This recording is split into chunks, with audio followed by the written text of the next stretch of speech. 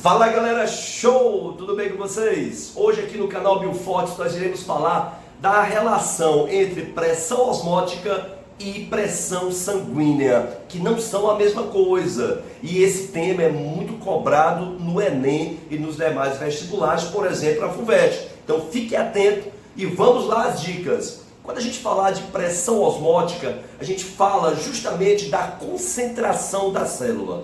Quanto mais concentrada for a célula, maior é a sua pressão osmótica. E o que é a sua pressão osmótica? É a capacidade que a célula tem de puxar água para si, através do processo de osmose.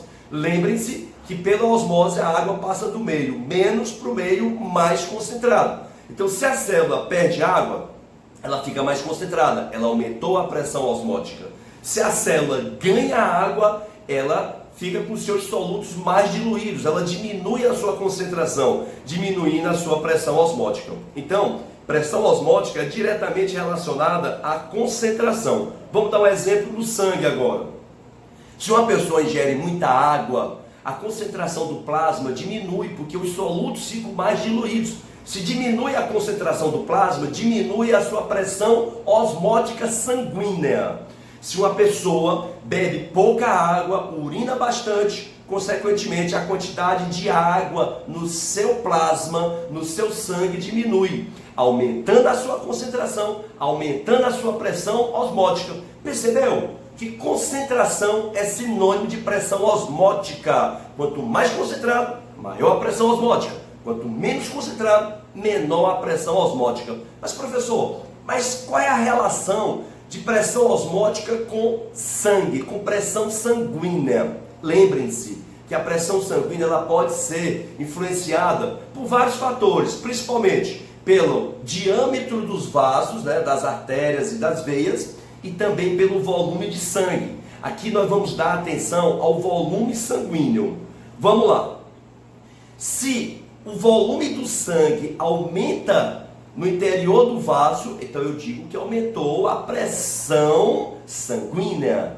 Se o volume do sangue diminui no interior do vaso, a gente diz que diminuiu a pressão sanguínea. Então, o volume é diretamente proporcional à pressão sanguínea. Maior volume de sangue, maior pressão.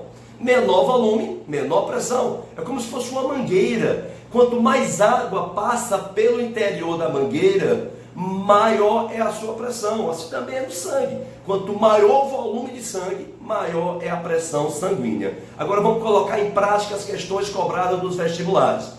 Por exemplo, uma pessoa fez uma longa caminhada sem ingerir água, perdeu muita água pela transpiração. Eu pergunto, como é que vai estar a concentração plasmática? Se ele perdeu água, a quantidade de água no plasma diminuiu, aumentando a concentração do plasma, aumentando a pressão osmótica. Consequentemente, como diminuiu o volume sanguíneo, diminui a pressão sanguínea.